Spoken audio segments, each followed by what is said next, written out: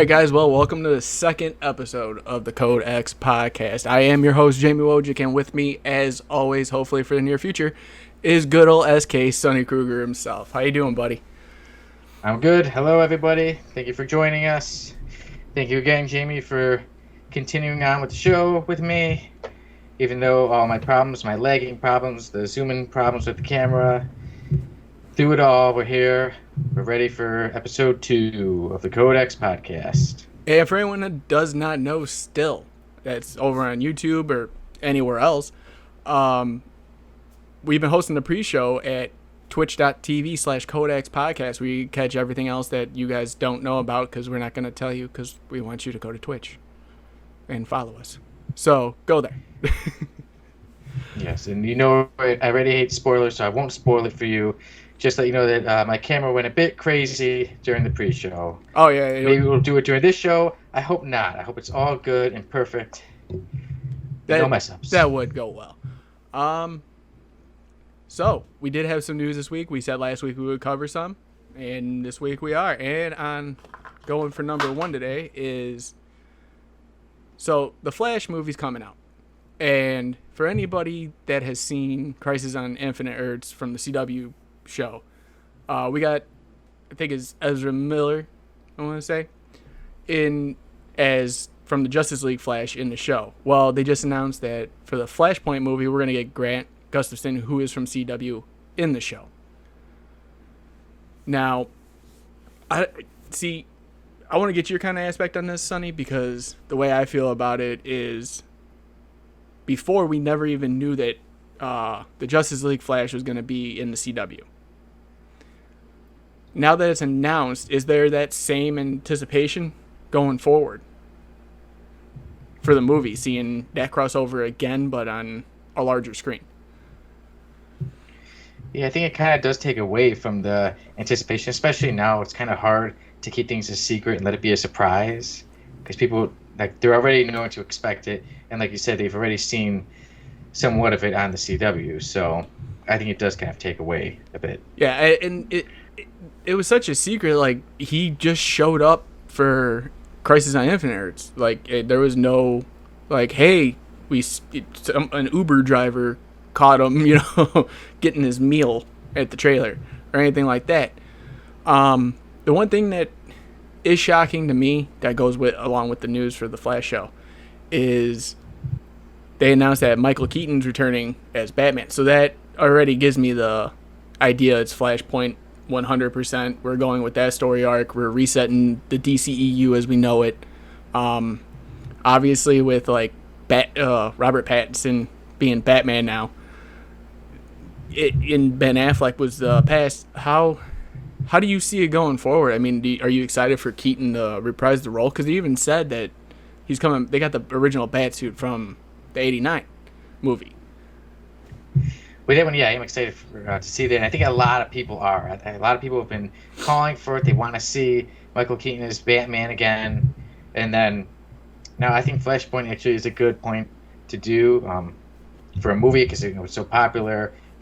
And I think it can pretty much start almost the DCU over again. I think right now, for some reason, the DC movies, they've been popular. Obviously, most superhero movies make money. And then I enjoy them, but I don't think they've had as much success as the Marvel movies, and I think maybe with starting over, they can kind of catch up to Marvel. Now, with their own cinematic universe. The whole starting over aspect. Now, I feel like it's going to be a mixed bag then, because you're probably going to have Ezra still be the Flash. His name escapes me right now, but who played Cyborg is gone. You still have Jason Momoa as Aquaman, but no more Batfleck. And then Henry Cavill is just getting bigger by the day. I don't know if he's still Superman. No one really does. I mean, is that mix something that you want to see happen due to Flashpoint, or is that something more of like it just makes it stale, like they're just trying to throw something at the wall and see if it sticks? Yeah, I wonder. I think for certain points, like I said, yeah, for Batfleck, I mean, yeah, I think Ben Affleck has done pretty good, but I'm not like, oh, I need him as Batman. I don't think he's been beloved as Batman as much as, like we said, like Michael Keaton, or even as popular as when Christian Bale was. So I don't think, oh, that people are gonna miss it too much. But like we already said, Robert Pattinson's gonna be Batman soon. So I think people are kind of used to there being different Batmans. But if they were to change Jason Momoa being Aquaman, I think a lot of people would have a problem with that, and even Henry Cavill. So they said it's kind of risky, but we'll see what they do. Yeah, I mean, as far as that goes, I'm excited to see what the future holds for it then, especially with the Flashpoint aspect being thrown in, because that was the only way I could see them fixing it with the whole release of Snyder Cut fiasco and, Josh Whedon ruining the movie from what everyone was saying. I like both in my own right. There's good parts in both, but yeah, no, I feel like that Flashpoint's going to be that thing that's going to make or break it. Yeah. But I, for one, am excited to see the movie whenever it does come out. Do they have a date for it yet, or no? I don't know about a date. I think it's like a year or two away now, though. Oh, okay. So we still got some time. And then you never know what could happen. Just like, remember, Black Widow was supposed to come out last year, and it still hasn't come out yet. I think it's out right now for Disney as long as you pay for it. Oh, okay. It might be. I thought it was supposed to come out the same day Loki premiered. Oh, then, if so, then I'm surprised I haven't seen more for it. I thought I would see more because I haven't seen Disney Plus talk about like Cruella, but I haven't seen them talk much about Black Widow. Well, on to the next bit of news we got. Stargirl released a trailer showing the first live-action version of a Green Lantern as Jade, Alan Scott's daughter. Now, for me, that's big because I'm a huge Green Lantern fan. Whatever way they spin it, I hope it's good. I hope it does some justice because we do have the Green Lantern series coming out on HBO Max. I don't know if they gave a date for that one either, but I know that they had all the casting done. I don't know if production's been started, but I mean, having that in there, and then they also they're introducing Shade, who's going to be a part of it too. But yeah, I saw that, so that's pretty cool. Shade. I'm wondering when he's going to wear his shades, though. It didn't look like he was wearing any shades in the previews. He doesn't wear sunglasses at night. He's not that cool as you.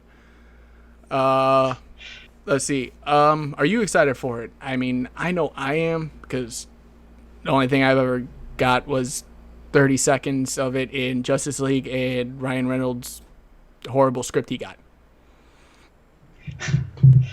Yeah. For Stargirl, like I said, I haven't seen this first season, so if anything, I have a lot of catching up to do. I have been working on my series. I'm writing books, so I've been falling behind on many TV shows, and it seems like every week there's a new superhero show. There's this one, there's that one. So I'm very behind on it, but the preview looked really good. What about you? I have high hopes. I mean, now that we have an established Green Lantern series coming out where they already announced Alan Scott, I don't know how they play it going forward, especially with his daughter being, a Lantern. From that point on, like, you gotta do something. Like, or have her cross over, same actress, everything. Just go right into that same role. That's what I would think. That'd be my best bet. And I see a comment from Dave saying only Blade can wear shades inside. Oh yeah, shout out to Dave. Thanks, buddy, for being our number one supporter. Like, you always are. Yeah. So next, Blade is awesome. Yes. So it's a Blade definitely over Shade for me. So sorry, next bit of news, and this one actually has a lot to do with you. If you want, after we talk about this news, you can go into a little bit about it. But Batwing, finally, we saw his costume in Batwoman coming up. And for me, being, the avid reader as I am, Batwing's relatively new. I think his first appearance was in like 2011 in Batman Incorporated. And usually we're not seeing too many of these. Well, besides Naomi, who premiered last year, I think it was. Besides that, we haven't seen anybody relatively in the last like 5-6 years just be prompted up like that. I mean, the suit looks amazing. I think the actor looks spot on. But I know Batwoman has a special place in your heart. And if you want to go into what you thought about the suit and what the actor looked like, and then kind of tell us why it has a special place. Cool. Yeah. So, yeah, I thought it looked really cool at the time when I first found that out. I actually didn't even know who Batwing was, so that's why I started looking into Batwing, and like, oh wow, this is actually like a really cool character. And then I thought it looked really cool, like, how it's going, in the show live action version. So yeah, like you said, he's a very basically new character, and that he's already going to be on the show. So I thought it was cool looking, and I was glad to find out about a new character, well, at least new for me. Like I said, I'm still a lot of times in my old ways, so it was nice to find out that there's still some cool new characters coming out, like we said, like Batwing.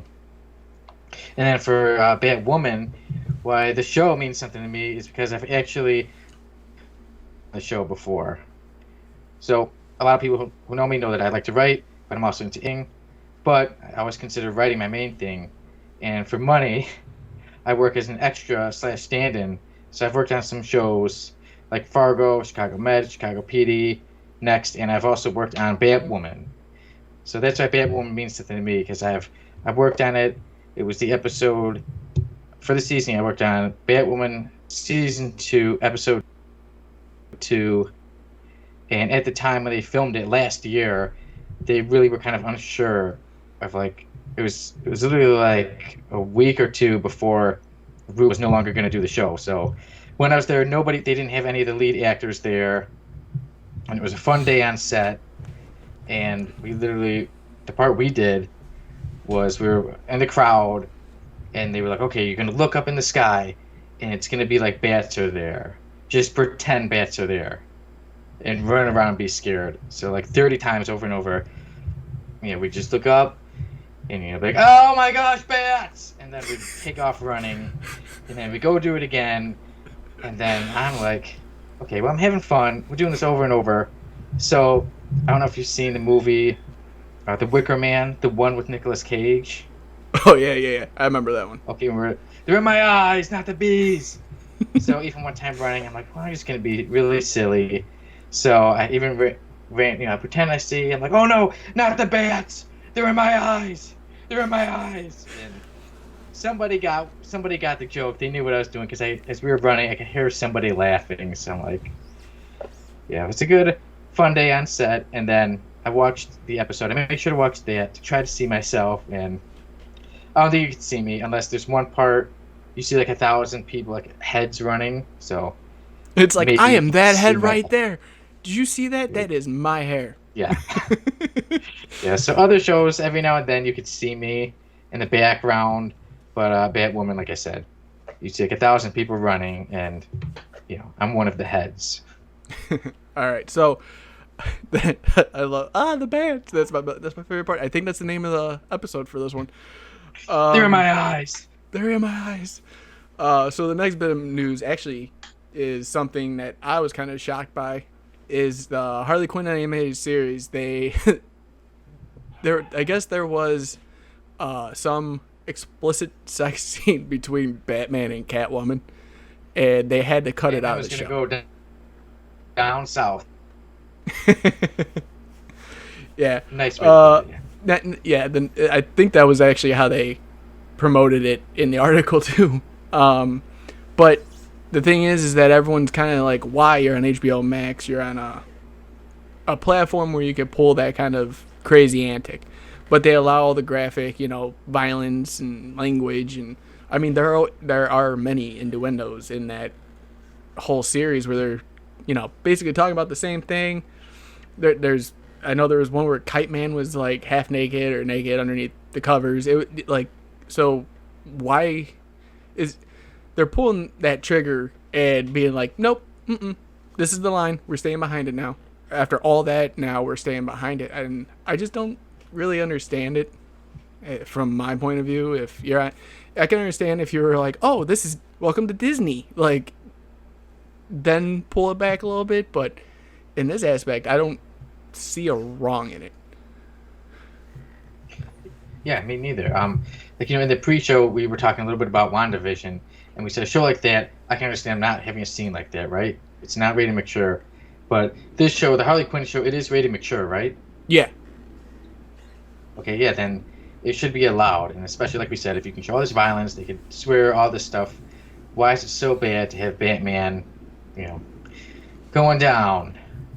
I mean, he's Batman. He's been with many ladies, so I'm sure he has used his tongue every now and then. Batman fighting, going down on Gotham there. Yeah, and then too, I think in the article it said something that they were trying to say, oh, it messes with the sales of toys or something like that. They're trying to push more towards like their merchandising because they don't think anyone wants that statue, and I'd be the first one in line to go buy it. Yeah. Yeah, see, people will buy it. Yeah. Just take my money. Yeah, and I said the main thing is that the show lets you know it's mature, that it's not a kid's show. Yeah, I mean, even before. That's the thing that always gets me is when people say, "Oh, what if my kids see that? What if my kids see that?" But it does. They give you a warning. Like, what else do you want? They're telling you this is for mature audiences. They let you know a lot of times this is violence, this is sex. So yeah. I mean, how's it really on anybody else? I am a fan of Harley Quinn show. I don't know if I know you caught probably a little bit of it. I think we talked about this previously, but I mean, overall, it's a phenomenal show. It's out of this world funny. Some of the things they just get away with, even saying on there, like I don't think you get away with on any other platform. Yeah, so that makes me wonder why they would cut that one part out. Yeah, no. I don't know, and hopefully someone has some answers later on down the road so we can actually figure it out ourselves. But yeah, speaking of DC and speaking of Marvel, let's get into our topic of the week. And we posted this last week asking, out of both big two publishers, DC and Marvel, what two are your favorite and why? And we have our top three answers we pulled, and this is no specific order. No ranking system, no nothing. It was just me and Sonny's favorite answers that were given to us. So we have, and I'm going to mess up names. I swear to God, I'm so sorry. Don't at me. David Schuschler Jr. says, I tend to lean more towards DC. I love a lot of the old Marvel issues, but can't stand any of the new comics. DC I can collect from any decade, and even new stuff like Black Label has piqued my interest. We have Tone Falcone, which sounds like a Batman villain. So props. I was gonna say Tony Falcon, but okay, maybe you're right. It might be both. Well, just at Sonny and tell him how to say it right and get mad at him. Feel free to. Sorry if you mess up on any names. He puts, I love both and will always read both, but I prefer Marvel. I just feel the characters are more complex and the universe has more room to explore. And then, lastly, Salvatore Rowe. I lean towards the Marvel side while I really do like both equally. The first character I connected with Spider-Man, or at least Peter Parker.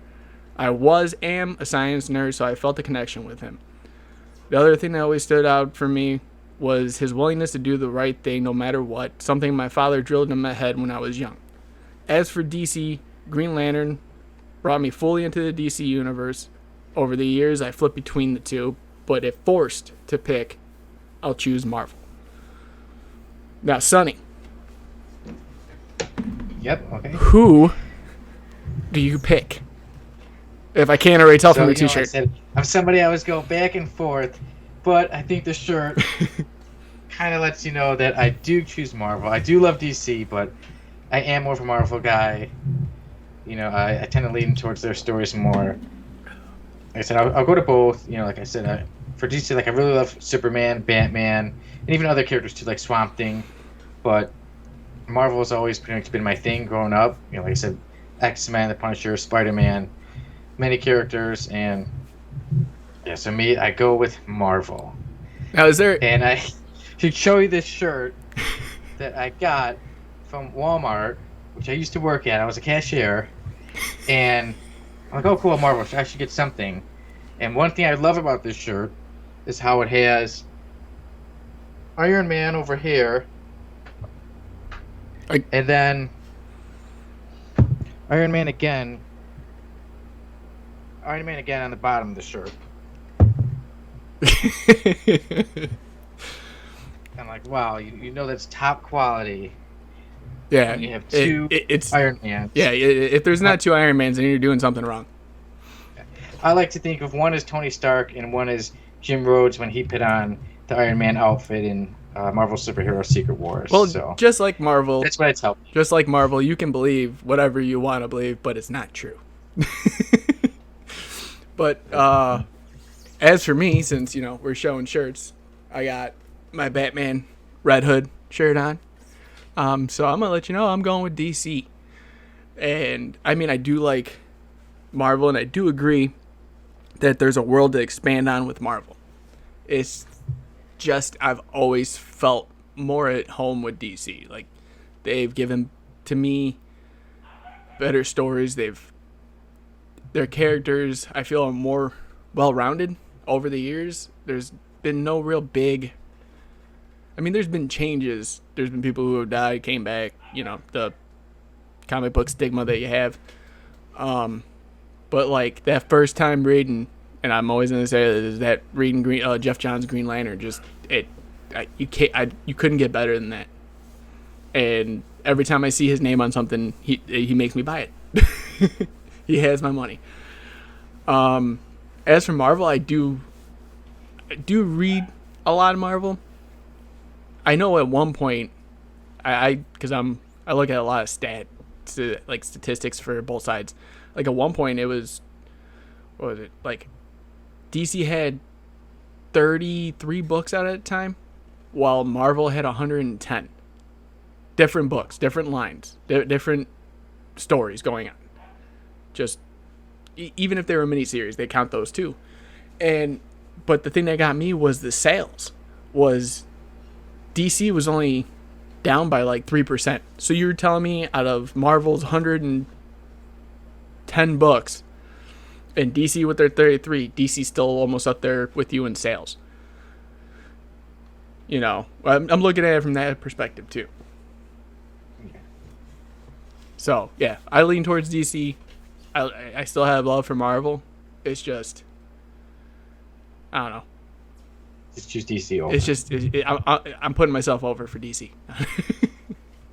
And this week I was able to actually answer the question and pick one. Yeah, right. So who knows how many times that will be? Maybe the next time, maybe in 5 months from now, I'll have my next answer. Yeah. Because I'm always that one. Yeah, it's gonna be like this week DC, next week back to Marvel. Yeah, but yeah, I said so. So I do still love DC, but I do choose Marvel. All right. So we do have an impromptu review for this week too. Sonny has again another special place in his heart. His enormous heart, obviously, because he does so much. Yes. So I'm gonna let Sonny kind of take this away and talk about why we're reviewing this book, and then I'm gonna kind of stop and let you guys know when we talk about it, because this is after that it's gonna be all spoilers. And I don't want to give anything away to you guys if you guys haven't read it. I know I enjoyed it. I know Sonny enjoyed it as well because he's gonna talk about it. So, Sonny, go ahead, take it away. Tell them what we're reading. Okay. So I chose the book Luthor, written by Brian Azzarello, and the artwork was by Lee Bermejo. I believe I'm pronouncing it right. You want to put up the cover so everyone can see it? Oh, yeah. Just put it right in front of your face so we can cover that. And there we go. Spitting image. There you go, yes. So I chose this book. Actually didn't realize it's a black label, a DC black label. And then last week how you had recommended Batman White Knight for me, which is also DC black label. But this is the story of, we know Lex Luthor, Superman's villain, right? But with this one, it more focuses on Lex Luthor, his side of things. It lets you see how he sees Superman, and how Lex Luthor truly thinks he's right. And even in one part, he talks about because of you people. When I see he says, when I see you, I see the end the end of our potential, the end of our achievements, the end of our dreams. And he says, you are my nightmare to Superman. And then Superman just goes off and does his thing, doesn't really pay much attention to to Lex Luthor. But for me, I go quickly. I don't like to go through the whole thing. I enjoyed it. I thought it was a different take. I thought the artwork was really cool. That actually made me like it even more. And I thought, like I said, it was an original, different take on a character most of us are used to. So I enjoyed the story. For me, it was a quick read, quick, fun, and also the reason why I picked it, or the reason why I'm like, oh, let me mention it, was because this week, I'm not sure if I mentioned it before on the pre-show, or no, I mentioned it with about Batwoman. But one of my things is I am getting into acting, and people always say to have a monologue, and they usually do them for movies or sometimes their own thing. And when I was reading this, for some reason, something just told me to do a monologue from this book. So I took it apart from when I was mentioning when he was saying, like, to Superman, you are my nightmare. So I was in a suit and everything, and I did a monologue from this book. And there's a group I'm on with a Facebook with actors. I joined a lot of groups, actors groups, filmmaking groups, obviously comic book groups. And so for the acting one, I took a chance, and I said, okay, let me post my monologue and see what people say. So I put it out there, and yeah, so far it's gotten a couple likes, and just one person was commenting, a person who actually teaches acting and stuff, and they were talking to me a little bit about it. So my first monologue ever is from the book Luthor, so that's why it means something to me. And like I said, I enjoyed it. So for me, when ranking everything, story-wise, plot-wise, art-wise, I give it an 8.8 out of 10. That's actually a pretty good score, Sonny, because we're actually almost on the same keel on this one. So for me, going into this book, I've read a few like Luthor one-shots in the past, and I never really liked them. But knowing how me and you talked, and you were saying, oh, there's one of the monologues in there talking about, I used it. And I was like, all right, so if obviously you're like, oh, this kind of like inspired me to do my monologue pitch after it, I had to read it. Even from the beginning, like, to me, like, Lex Luthor is always going to be Two-Face no matter what. He's always got some ulterior motive in the background. And right when it opens, he's talking to the janitor, and janitor's like, oh, Mr. Luthor, and he's like, it's Lex, call me Lex. And he's like, well, it's out of respect. When Lex looks at him, he's like, what comes up on your bill when you get mail? So he tells him his name, and he's like Mr., and I forget what his last name is at the time. And you see that quality, like, hey, he's gonna pay you the same respect that he's giving. And it's something you don't see too much in, like, either shows or, I won't even say the comics for the most part. You don't see that, like, respect side. But then, obviously it goes right into Lex being Lex, trying to figure out a way to stop Superman. Even going into saying, like, you might have all the power in the world, but I have hope, which is a big part of the story. For me, like, Brian Azzarello, when he writes something, I feel like he has either A, he's got an artist in mind, or B, like, he's so descriptive on his panels that people draw that way for him. Or he's got to be yelling at him to draw that way. Like, that's the only thing I can think of, because everything I've ever read by him, the art kind of mirrors the same and is different artists. Overall, I thought that the plot was good. I liked how it was Lex-centric. You've seen Superman pop up probably 4 or 5 times, and that was just outside of his window at LexCorp. We got that interaction with Bruce Wayne. We had, like, maybe, I think it was like a page or two of Batman and Superman fighting. And to get in that, Lex was trying to persuade Bruce Wayne to join forces with him without knowing he's Batman, obviously. Gives him kryptonite. and Bruce Wayne shuts him down, basically saying, like, whatever happens, happens. And then we see that Batman loses, and Bruce Wayne calls License like, hey, yeah, I'll help you. You got my full funding. So it was cool to see a little bit of everything in one small book. And when you brought up that it was Black Label, I think there's 2 different versions. I think there's the 4 or the 5 issues, and then they made like the extended cut as Black Label. Like there's more in it, you know. But yeah, overall, would you give it an 8.8? Yep. Well, for this one, I gave an 8.2. So so close. We're right in there. I thought it was a good pickup. I thought it was a good read. It was fairly quick. There's a lot of stuff that I don't want to kind of say that's in there. As much as we want to say we're gonna do this is spoiler free, we try to give like the roundabout aspect of it and then go back and leave it at that. But yeah, I thought the art was phenomenal. The only thing that kind of threw me off, and the reason it was 8.2, was I don't know why Alfred looked like just a regular butler. Like, he didn't look like the Alfred we know. Like, throughout every depiction. So it was going to be a 9.2, and then because of Alfred, it's down to 8.2. Yeah.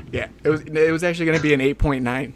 But as soon as I saw that panel, I was like, nope. You see, Alfred is important. Alfred is a very loved man. Yes, he is. Even Lex loved him. Probably the most loved butler of all time. So, yeah. So if you guys want to know why we're giving these scores, go again, check out the pre-show over at twitch.tv/Codex podcast.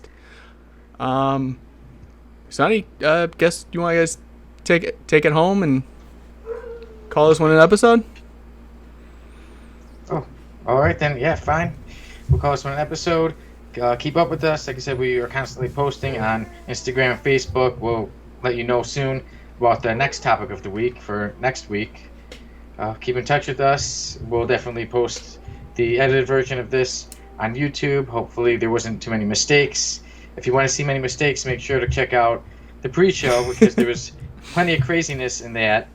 And I look forward to seeing you all next week. Yeah. Like Sonny said, check us out over on Facebook, Instagram, Twitter. I did have some issues this past weekend. We're trying to upload everything to Spotify, SoundCloud, iTunes, which I found out I was wrong. You don't have to pay for it. So we'll be on there too. Again, every weekend the show will be edited, put up on YouTube for your guys' viewing. And from the bottom of my heart, thank you guys so much. And Sonny, next week's your week to host, man. Get ready. Sounds good. Gotta bring see you all it next week. So we'll see you guys next week. Have a good one. Bye. All right, take care.